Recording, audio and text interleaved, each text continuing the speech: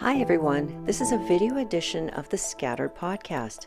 I'm Yvonne Chorlin. I'm a physical or biological anthropologist and archaeologist, and this is a short video of my contribution to the Alberta portion of a cross-Canada scavenging project led by Dr. Sherry Forbes.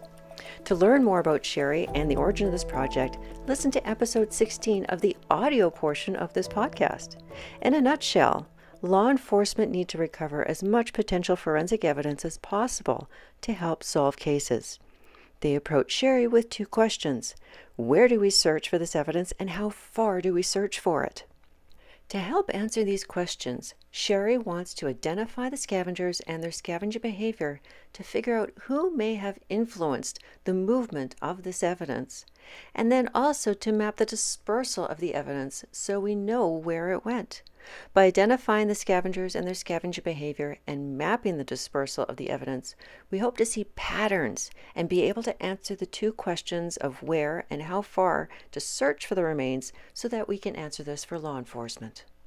So having these ideas and these questions is all fine and dandy, but how do you do this? How do you identify the scavengers and map the dispersal of the remains? Well, that's where this video comes in. I'm going to show you.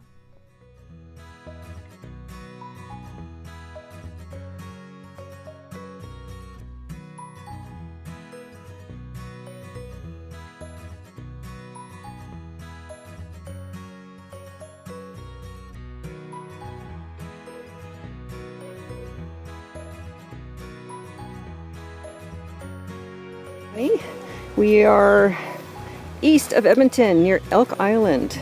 So this is our Elk Island open site. I'm coming down on our egress trail where we drug in the pig. And you can see we've got a clothed pig in a blue dress with white flowers. We're doing spaghetti straps because hey, it's summer. So we've got a camera there. We've got cable here, camera there. And then we've got a camera over here. So, in terms of directions, that way is south, that way is west, and that way is east. So, there's the pig, south is that way.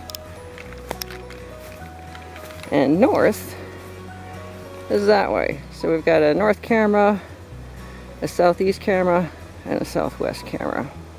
We've got two trackers on this pig. And I'm talking with my glasses in my mouth.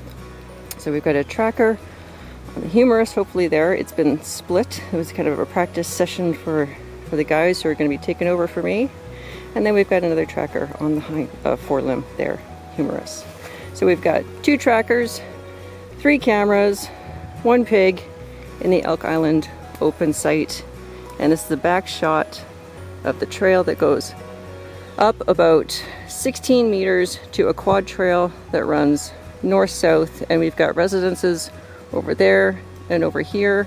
We've got probably mostly coyote, maybe some bear in here. We'll have to see what shows up on the cameras.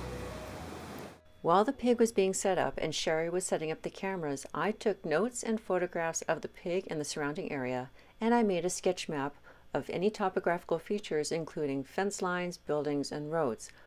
Then we set the cameras and we left and waited for the scavengers to show up. It took a couple of weeks before our first coyote showed up and started scavenging the carcass.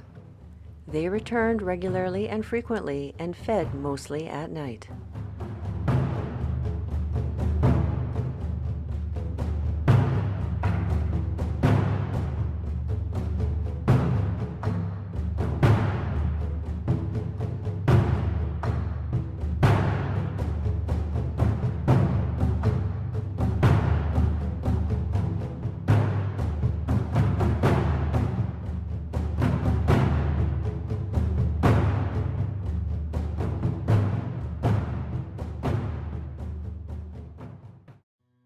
We've done our search, so we're coming. I'm going to show you now that we've done the search. You can see the dispersal pattern because we've got the flags up, and so it makes it much easier to see, especially it's the fall, and we've got a lot of leaf cover. So it was very difficult to see game trails and see where the bones are, and even where the original deposition point was. So this video will hopefully show you that now. So we're coming in from the west down our drag trail, You can kind of sort of see it here.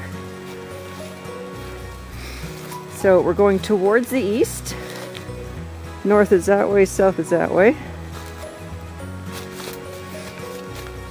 And our original deposition point is right here. We had a camera there, deposition point, and a camera there. You can see we've got a game trail going through there. And the game trail, you can see the flags there, but we didn't the game trail was not obvious in there. I followed a game trail back in there. I remember followed a game trail back in there. And it slopes down into a low area in there from the deposition point. So you still see there's some body staining. That marker, the pink marker right there, is from the tail. And then the pink flagging that's now over there should have been from around in here where the head was. So it's head and tail right in here, with feet sticking out that way too. So we've got a trail of axial skeleton in here from the original deposition point. So again, original deposition point, our drag trail came down up in there. There's a game trail going down in there, and then there you can see the dispersal pattern from the original deposition point going all the way down in there. Today is August 18th, 2023. This is the Elk Island open site. This is our original deposition point. That is north, east, west, south. We are on private land here, courtesy of the landowner. So there's a residence there and a residence just there. The Elk Island closed site is about 200 meters to the southwest, and that site is just off a range road and township road. So there's a lot of human activity in here. So again, this is the original deposition point. There we had the drag trail coming in through here, and we deposited the pig here. A game trail goes down there, and as you can see from the flags, the dispersal was mainly downslope towards a ravine, which is about 80 meters in there, downslope towards the east. There was no dispersal upslope. As you can see, it's just a bunch of bush, and it's very wet in here, and we're all very wet.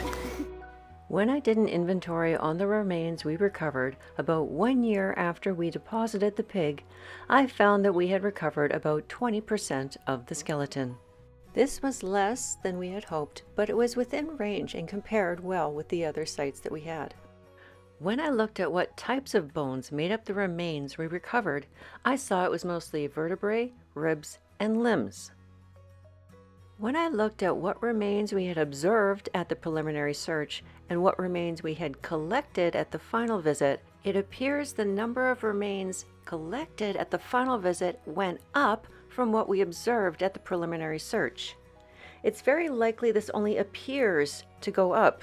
Remember, I said there was a lot of leaf litter during the preliminary search and that we had a difficult time finding the remains.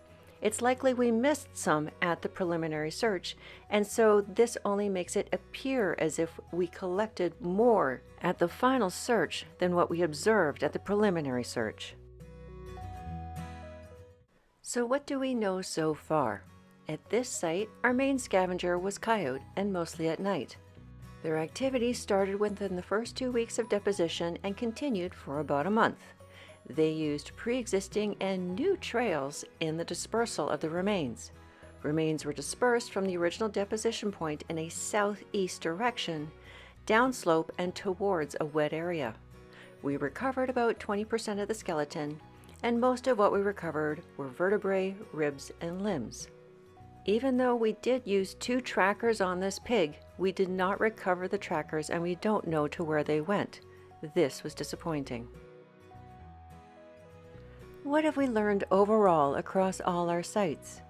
We learned that our main scavengers are coyotes, bears, and birds. Game trails can be created or used by scavengers to access the carcass and to disperse the remains. We learned that sometimes there is a difference in the number of remains observed at the preliminary search and the number of remains collected at the final search. We also learned that we mostly collected vertebrae and ribs. This video wouldn't have been possible without the study led by Dr. Shari Forbes. The Calgary and Edmonton Police Service were instrumental in helping us to find land to use, coordinate the searches and carcasses, and of course, to let us know if this information is useful to them. Many big thanks to the landowners and pig growers. We couldn't have done this research without you. And for this site, many thanks to the University of Alberta anthropology students who helped us.